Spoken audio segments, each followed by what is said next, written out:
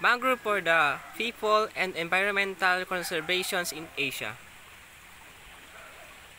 Introduction. Mangroves are among the most significant and valuable coastal ecosystem, providing considerable benefits, many goods and services to humans through forest productions, fisheries, and medicines. In addition, and importantly, they play a major role in ecological and natural disaster protections in coastal areas. Asian people have used mangroves in their lives and economies over a long period of history. Unfortunately, mangrove forests in these regions have been under threat of severe destructions, especially since 1980s, due to conflicting development purposes. Encouragingly, the mangrove forest areas of Southeast Asia slightly increased, while those in South Asia and East Asia have slightly declined over the past decades. Today, intensive management of mangrove forests in Asian countries is evident, especially rehabilitation, protection, and conservation. The sustainable management of mangrove forests will not be achieved without close participation of all stakeholders, strong technical supports, and strict law enforcement by governments who look upon their mangrove ecosystems as excellent. By government who look upon their mangroves ecosystems as excellent resources for a world that must find a placings of dollar value on natural eco resources. So ito na nga po yung ito yung pwedeng maging sanhi ng pagkawala ng mga mangroves, yung pagka mga distractions nila. Ito po yung mga benefits ng mangroves. Mangroves for wood, for firewood, and charcoal productions. Ito yung pwede magiging panggatong o mga uling. Dapat may limitation tayo pag nangunguha ng mga ganito. Huwag yung sobra-sobra. Tapos pwede rin siyang for cake baking. And mangrove forest for tsunami protections. Here are the extent of mangrove forest in different countries of 3 regions in Asia: South Asia, Southeast Asia, South Asia, East Asia. Ang pinakamalaki po dito is yung Indonesia within 31,893.59. Mangrove degradations and depletations.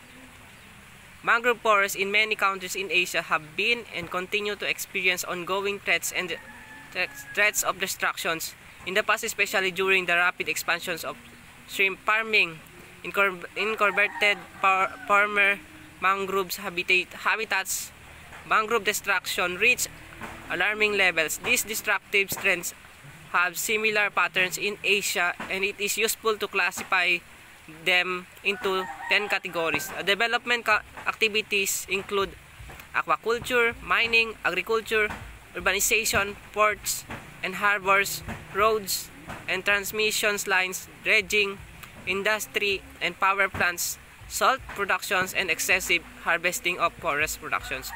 Ayun na nga po yung mga pwedeng maging sanhi ng unti-unting pagkawala ng mga mangrove forest natin, katulad na nga po nung ito po yung mining, yung aquaculture, yung pagpaparm ng yung mga ginagawa nilang pispan.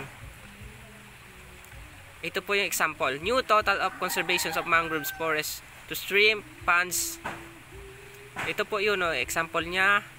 Ginagawang mga pispan yung mga mangroves. Sustainable mangrove management. Ito po yung mga kailangan gawin.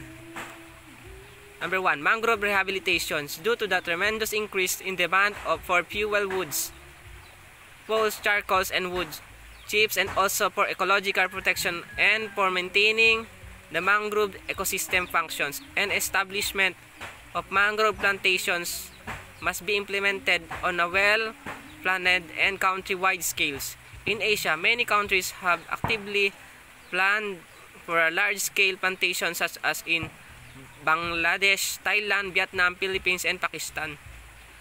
The planting areas are very sized and include degraded mangrove areas, open mud flats, and abandoned shrimp ponds.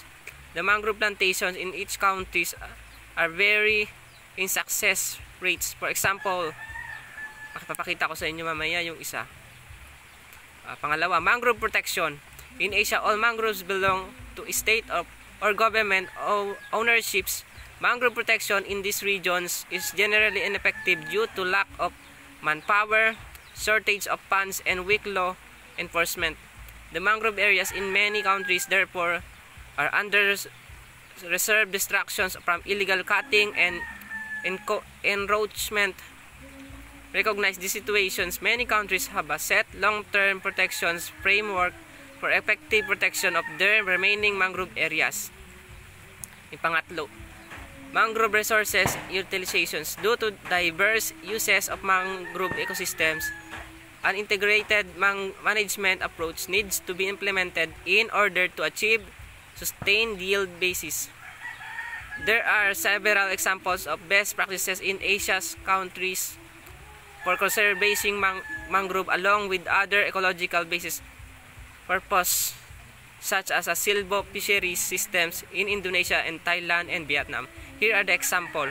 Ito po yung pagtatanim, ito po yung mga dating pispan na tinaniman ng mga mangroves.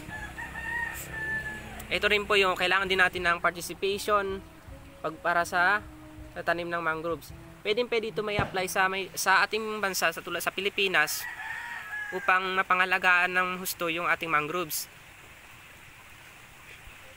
And here are the references. Thank you.